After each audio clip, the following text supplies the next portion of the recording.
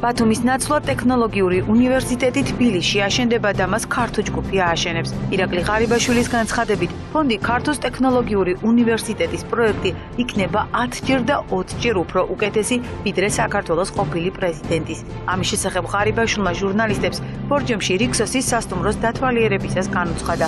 ირაკლი ღარიბაშვილის თქმით, სწორედ ბიძინა ივანიშვილის დაფინანსებით აშენდება რეგიონისთვის კავკასიაში ერთ-ერთი უნიკალური კომპლექსი. თბილისში ტექნოლოგიური უნივერსიტეტის მშენებლობას თბილისის მერიც გამოეხმაურა. დავით ნარმანიას განცხადებით, მას კონსულტაციები უკვე ჰქონდა ფონდ ქართოს წარმომადგენლებთან, თუმცა ჯერჯერობით უცნობია, რა ვადებში ან რა ტერიტორიაზე განთავსდება უნივერსიტეტი. რაც ფონდმა ქართომ გაავრცელა კომენტარი, ბატონი ბიძინა ივანიშვილი აპირებს, რომ მრავალ ათეულ მილიონიანი უნივერსიტეტი გააკეთოს საქართველოში.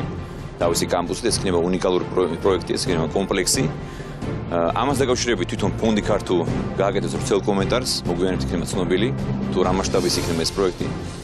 ეს მე გარწმუნებთ, რომ ეს იქნება 10-ჯერ და 20-ჯერ უკეთესი, ვიდრე იყო ჩაფიქრებული სააგაშვილის პროექტი. არის რამდენიმე ტერიტორია, რომელიც შეიძლება მათ შევთავაზოთ, მას შემდეგ რაც იქნება პროექტის კონცეფცია წარმოდგენილი, ანუ პროექტის მოთხოვნებიდან გამომდინარე, შესაძლებელია ტერიტორიის შეთავაზება, გააჩნია პროექტი რა მოცულობის იქნება და რა შესაბამისად რა მხოლოდ ტერიტორია დაჭირდებათ მათ. ამიტომ კონსულტაციებს გავაგრძელებთ მომავალში, როცა პროექტი იქნება წარმოდგენილი.